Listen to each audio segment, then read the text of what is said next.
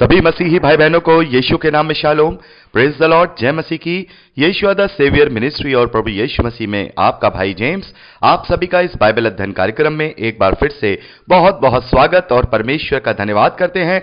मेरे प्यारे भाई बहनों, हम अध्ययन कर रहे हैं याकूब की पत्री का और एक छोटी सी प्रार्थना के साथ आज के अध्ययन को हम शुरू करेंगे। हालेलुया, धन्यवाद पिता परमेश्वर, धन्यवाद करते हैं आपके अद्भुत रीति वाली प्रेम के लिए जो आपने अपने इकलौते पुत्र को देकर हम सभी पर प्रकट किया।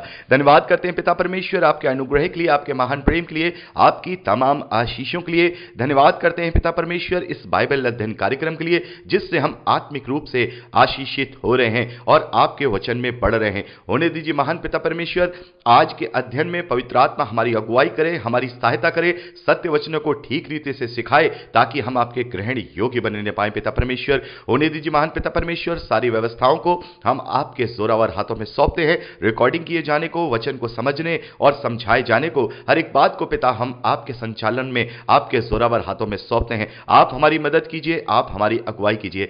सारा आदर देते हैं, सारी महिमा देते हैं और इस प्रार्थना को यीशु के सामर्थी और मीठे नाम में मांगते हैं, आमीन। मेरे प्यारे भाई बहनों, पिछले संदेश में हमने याकूब की पत्री में उसका पहला अध्याय कंप्लीट किया था। अब समय है कि हम उसके दूसरे अध्याय पहले वचन से आगे का अध्ययन करें। यहां पहले वचन से लेकर के चौथे वचन तक याकूब लिखते हैं, हे मेरे भाइयों, हमारे महिमा युक्त प्रभु यीशु मसीह पर तुम्हारा विश्वास पक्षपात के साथ ना हो, क्योंकि यदि एक पुरुष सोने के छल्ले और सुंदर वस्त्र पहने हुए तुम्हारी सभा में आए और एक कंगाल भी मैले कुचले कपड़े पहने हुए आए और तुम सुंदर वस्त्र वाले का मुंह देखकर कहो तू वहां अच्छी जगह बैठ, और उस कंगाल से कहो तू यहां खड़ा रहे या मेरे पांवों के पास बैठ, तो क्या तुमने आपस में भेदभाव ना किया और बुरे विचार से न्याय करने वाले ना ठहरे?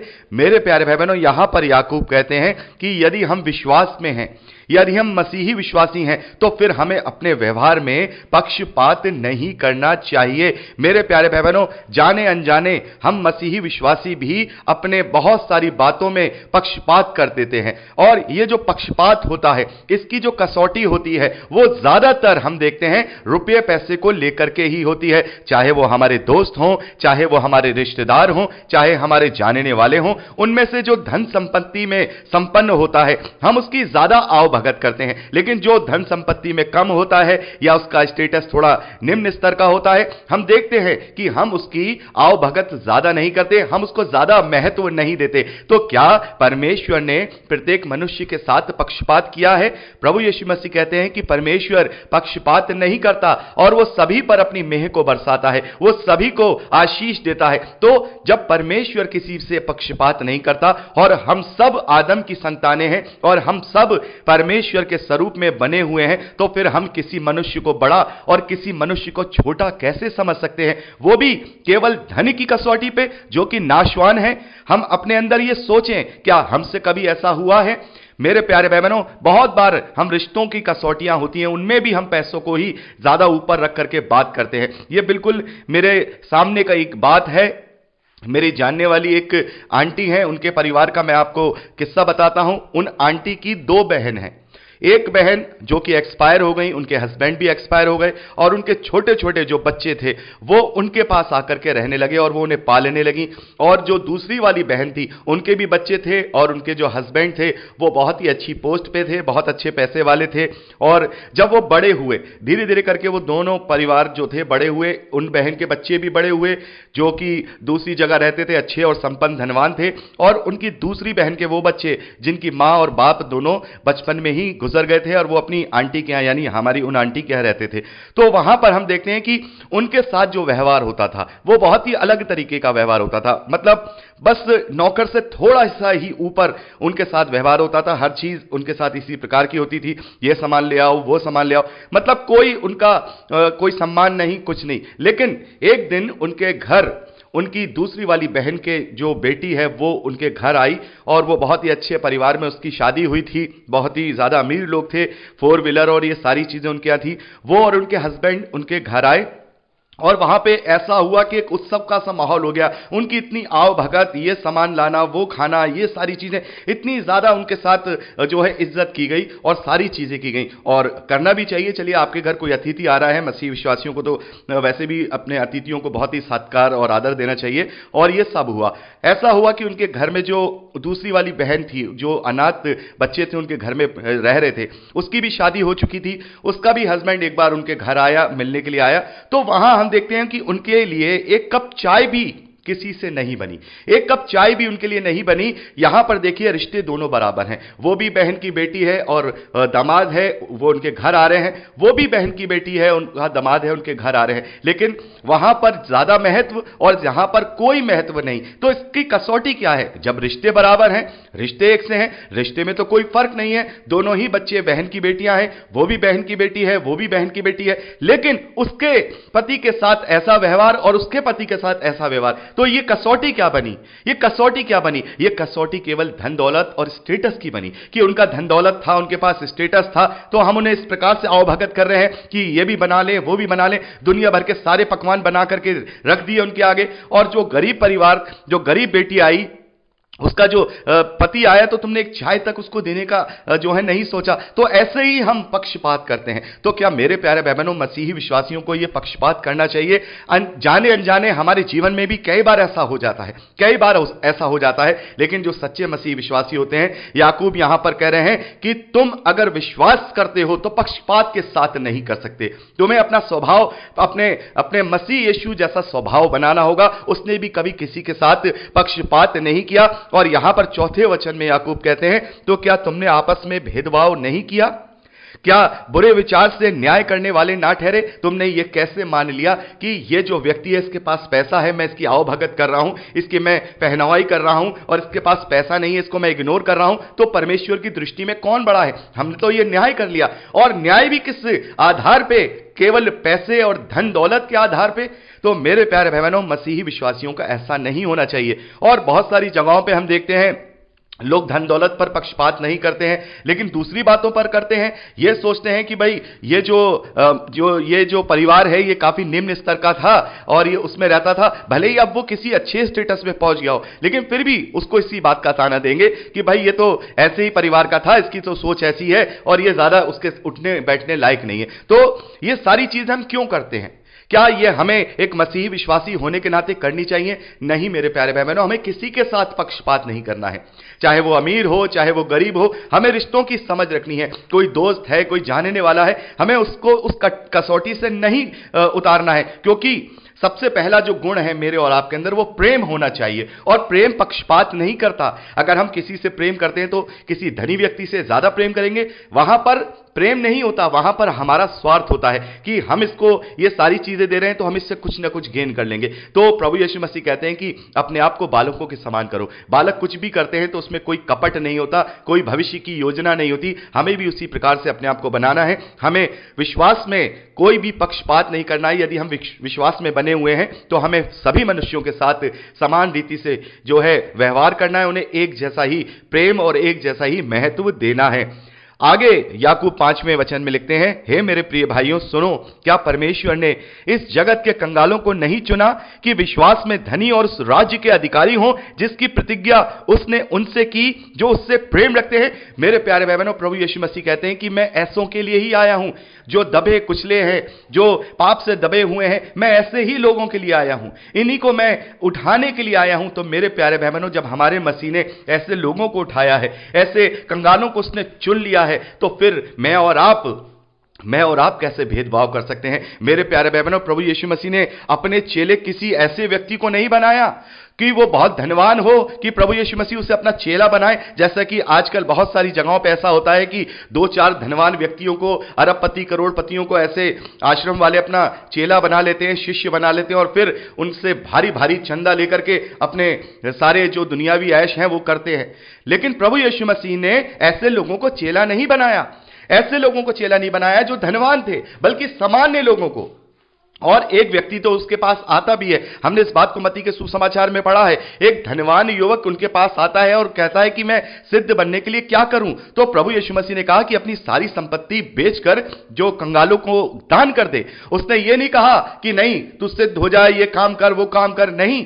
प्रभु ने कहा कि तू दान कर दे, तू कंगाल हो जा, तब तू मेरे पीछे आएगा, तब तू सिद्ध हो पाएगा। तो हमें भी पैसे को अपने जीवन में ज्यादा महत्व नहीं देना है। और यह बात बहुत ही छोटी सी और सिंपल सी बात है। जिसने भी धन को अपने जीवन में ऊपर रखा तो फिर वो स्वर्गीय आशीषों से हमेशा वंचित रहेगा और वो कभी भी उन स्वर्गीय आशीषों को प्राप्त नहीं कर पाएगा, क्योंकि हम पक्षपात करने वाले हैं। हम यहां इस जीवन में भी उस का धन को ही कसौटी बना करके लोगों के साथ व्यवहार कर रहे हैं।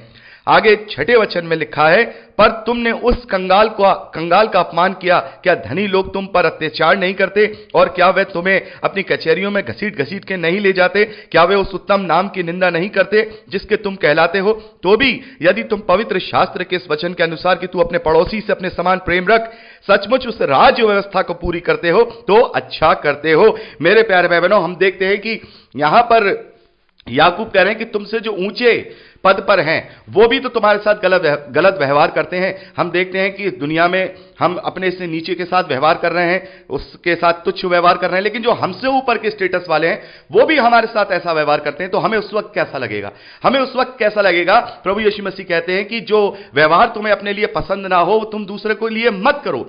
तुम दूसरे के साथ ऐसा व्यवहार मत करो जो तुम्हें अपने लिए पसंद नहीं है। तो यदि हमसे भी बड़ा कोई धनी या हमसे भी बड़ा स्टेटस का व्यक्ति हमारे साथ वैसा ही व्यवहार करे जैसा हम अपने नीचे वाले कंगाल के साथ या नीचे वाले निर्धन व्यक्ति के साथ करेंगे तो हमें कैसा महसूस होगा? और यहां पर याकूब इसी बात को यहां प्रभु यीशु मसीह ने भी यही हमें आज्ञा दी है कि तुम अपने पड़ोसी से अपने समान प्रेम करो। तो क्या यही अपने समान प्रेम है कि हम धन की कसौटी को लेकर के लोगों को ऊपर या नीचे रखें? मेरे प्यारे भाई बहनों, ये होता है, हम चाहे कुछ भी कर लें, ये होता है। और हमारे ही नहीं सभी समाजों में ये बात पाई जाती है कि धन के स्टेटस को और धन की कसौटी को ही मनुष्य को ज्यादा आदर और सम्मान दिया जाता है।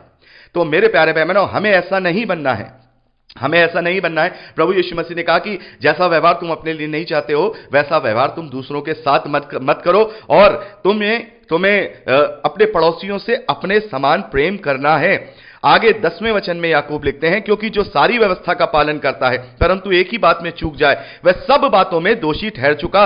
इसलिए कि उसने ये कहा तो व्यभिचार न करना, उसने ये भी कहा तू हत्या न करना। इसलिए यदि तूने व्यभिचार तो नहीं किया पर हत्या की तो भी तू व्यवस्था का उल्लंघन करने वाला ठहरा।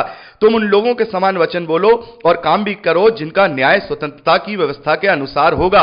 तो मेरे प्यारे भाई बहनों, यहां पर याकूब ने व्यवस्था का उदाहरण देते हुए कहा है कि जैसे कि व्यवस्था के अंदर यदि तुम व्यवस्था के सारे कामों को पूरा करो, उसमें से एक से भी चूक जाओ तो फिर तुम व्यवस्था के अनुसार श्रापित होते हो, वैसे ही विश्वास की भी एक व्यवस्था है, विश्वास की भी व्यवस्था है। उस व्यवस्था का सबसे बड़ा जो आज्ञा है वो प्रेम है, अपने समान पड़ोसियों से प्रेम रखना।